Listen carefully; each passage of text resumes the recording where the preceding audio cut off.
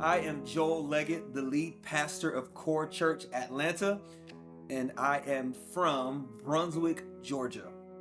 Planning Core Church from the very beginning, if I can be completely honest with you, has been uphill from the very start.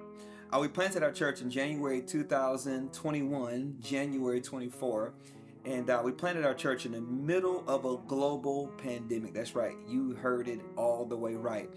People were wearing masks in our very first worship experience. It was definitely a super spreader event. Come on, somebody, but God did it. People showed up. But right after that, we went from launching with about 176 people on launch Sunday all the way down to just having 3 people the very next Sunday. And I thought to myself, what in the world did I get myself into? But I knew, even in the moments of it being hard, of days of us unloading U-Hauls and not having enough money for a mobile trailer and everything in between, we were just committed to the ground, believing and trusting that God was going to do something special. And just one by one, we saw Jesus build his church. A lot of people want to launch churches that are really big, that are really successful, fast and out of the gate. But one thing we realize is that the presence of God is in this place. We love to worship him through sermon and through song. But secondly, we say this every single week before I go up to preach, before another word comes out of my mouth. We always say that this is the best church in the world, not because of the building, come on somebody, but because of the people. A new church home for Core Church would be huge. We currently sit in 3,400 square feet. We've got 55 parking spaces, and this place has been an absolute dream for us to have. And to be honest with you, we thought that we would be here for years and years on end to come. But the moment that we came here, just God began to do a new thing, and we have actually begun to outgrow this space. We've got families coming from the north, south, east, and the west. And it's time for us to have a facility where we can do a much better job with serving our city and families better. One of the biggest ways that people can partner with Core Churches, the first thing is that you would ask God what he would have you do for this church. If that's simply just praying, would you do that?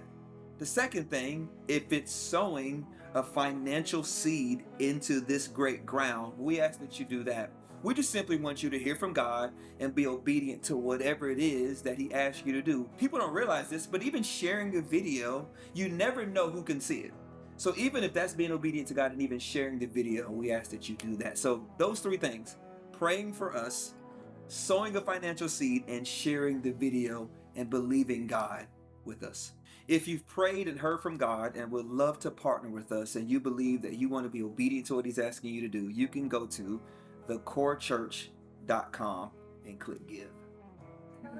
Core is like, okay, so if you set the scene of it being cold outside and you take that first sip of that hot chocolate with like marshmallows, it's the feeling of warmth, the feeling of there's so much going on around me, but I'm here and I'm present sipping this hot chocolate, and it feels like warm and fuzzy inside. Like it's something that you want not only weekly, but daily.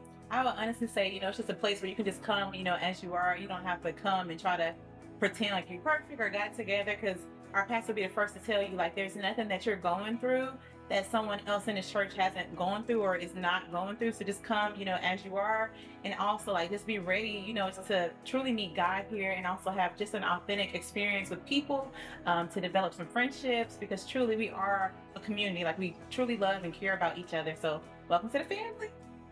Yeah.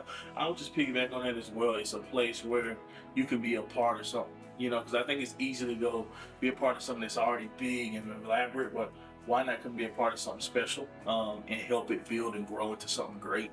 And also the community piece. I cannot testify through the trueness of just community and how that's just been there for us, and how you can be a part of that, where the leaders, the people, the pastor is reachable, for you to be able to meet and know you by a first name basis. I think it's something special.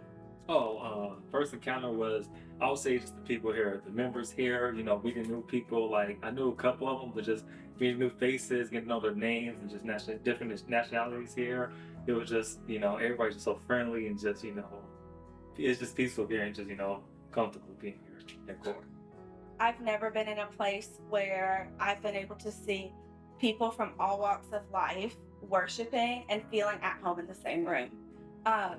You're going to be welcomed. You're going to be given the opportunity to be vulnerable, be real. You're going to be challenged, and you're going to be brought closer to God. Absolutely.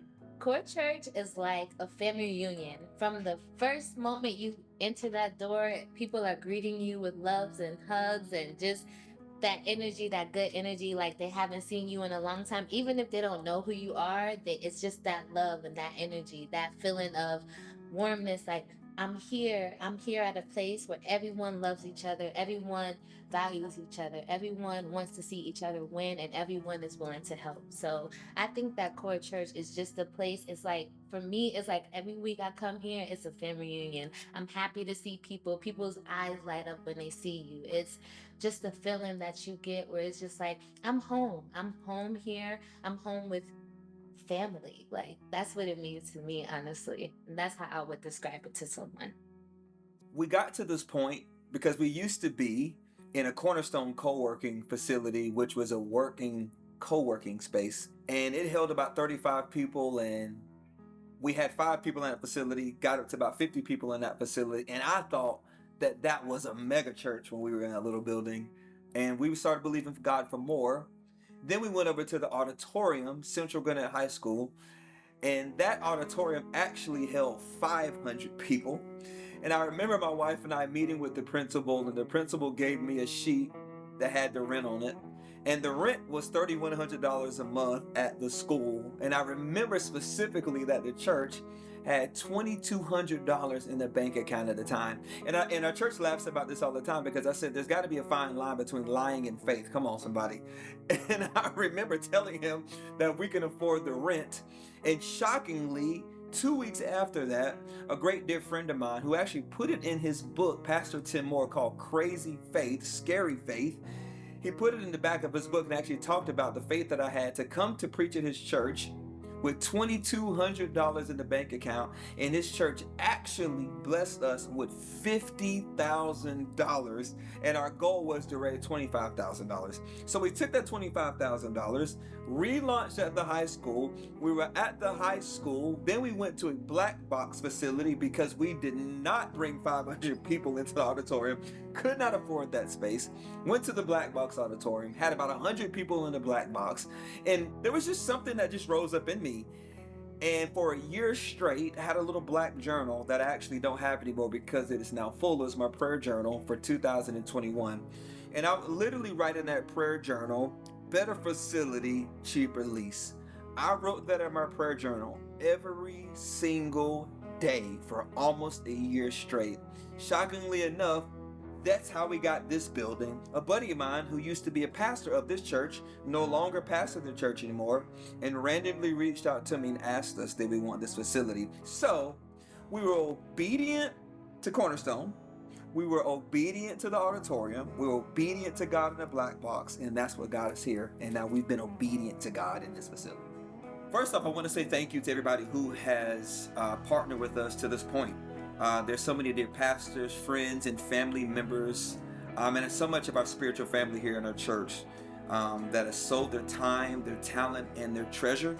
And I just simply want to say from the top, come on somebody, in the bottom of my heart, I simply just want to say thank you. I want to say thank you and continue to believe God with us as we charge the gates of hell together.